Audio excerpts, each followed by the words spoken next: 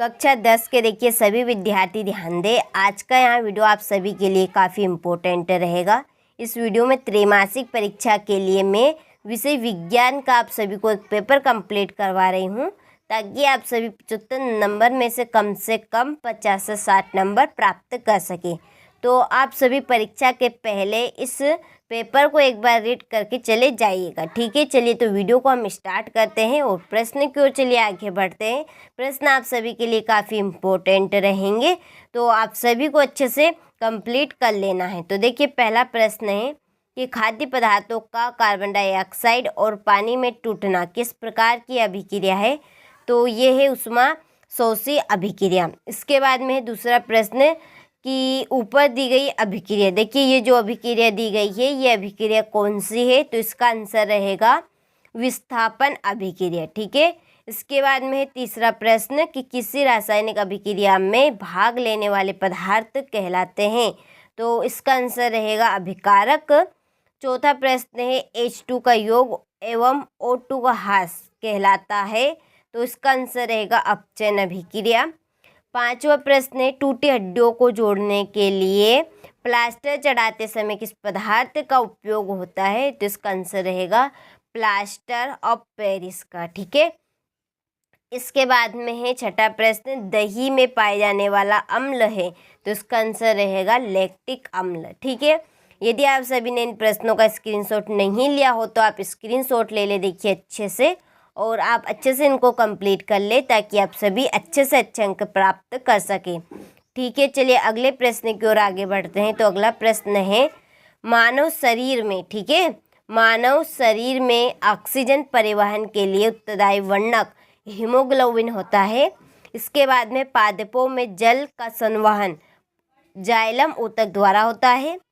कपाल तंत्रिका और मेरु तंत्रिकाओं से मिलकर, ठीक है, मिलकर तंत्रिका तंत्र का निर्माण होता है। तो इसका आंसर रहेगा केंद्रीय तंत्रिका तंत्र का। अग्नाशय से निकलने वाले प्रोटीन पाचक विकर का नाम डेडेडेस है। तो इसका आंसर है ड्रिप्सिम। और पांचवा प्रश्न मनुष्य में प्रतिवर्ती क्रिया का केंद्र डेडेडेस होता है। तो इसका आंसर रहेगा मेरुरज्जु। और मनुष्य के मस्तिष्क में सोचने वाला भाग डेडेडेस होता है। तो इसका आंसर रहेगा प्रमस्तिष्क, ठीक है। चलिए तो आप यहाँ से स्क्रीनशॉट ले लीजिए। देखिए यहाँ पे मैंने इसीलिए भरे हैं ताकि आप सभी का ज़्यादा समय यहाँ पे बर्बाद ना हो, ताकि आप सभी को मैं अच्छे से कंप्लीट करवा सकूँ, पढ़कर आपको समझ में आ जाए, ठीक है। इसीलिए मैंने भर दिए हैं और आप अच्छे से स्क्रीनशॉट ले लीजिए और कंप्लीट कर लीजिए। चलिए अगले प्रश्न की ओर बढ़ते हैं। तो अगला प्रश्न है एक वाक्य में उत्तर लिखिए, ठीक है। चांदी के आभूषण पर काली परत किसकी होती है। तो सिल्वर सल्फाइड की। CaOCl2 का प्रचलित नाम क्या है। तो इसका आंसर रहेगा विरंजक चूर्ण। किस धमनी में विऑक्सीजनकृत रुधिर प्रवाहित होता है। तो महाधमनी। और मानव उत्सर्जन तंत्र की कार्यात्मक इकाई क्या है। तो इसका आंसर रहेगा नेफ्रॉन। किस हार्मोन की कमी से मधुमेह रोग होता है। तो इंसुलिन। और किस आपतित किरण समतल दर्पण 30 डिग्री का कोण का आपतन कोण बनाती है। तो परावर्तन कोण का मान क्या होगा। तो इसका आंसर रहेगा 30 डिग्री, ठीक है। चलिए यहाँ से आप स्क्रीनशॉट ले लीजिए प्रश्नों का और अच्छे से आप कंप्लीट कर लीजिए।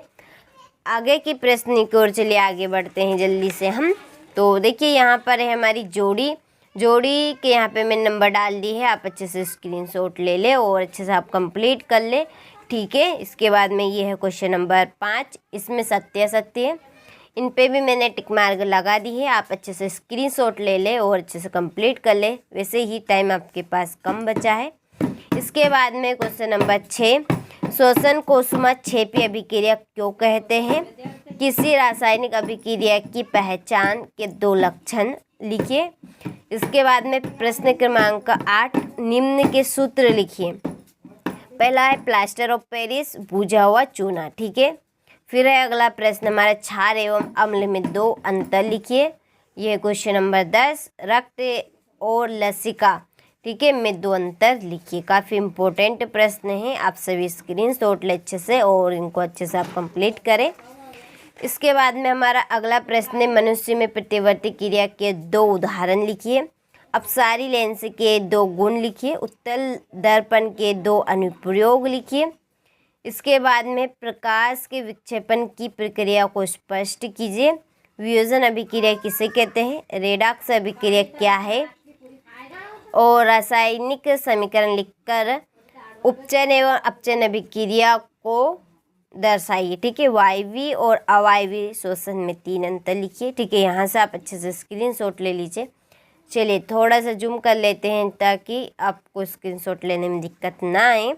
इसके बाद में क्वेश्चन नंबर 21, धावन सोडा एवं बेकिंग सोडा के दो उपयोग मानव मस्तिष्क का नामांकित चित्र बनाइए। ठीक है, चलिए तो आप सभी ने सभी प्रश्नों का अच्छे से स्क्रीनशॉट ले लिया होगा। तो ये था आज के इस वीडियो में हमारा त्रैमासिक परीक्षा के लिए विषय विज्ञान का एक इम्पोर्टेंट पेपर, जो कि आप सभी को मैंने कंप्लीट करवा दिया है। ठीक है, आप भी अच्छे से इसको जल्दी से कंप्लीट कर ले।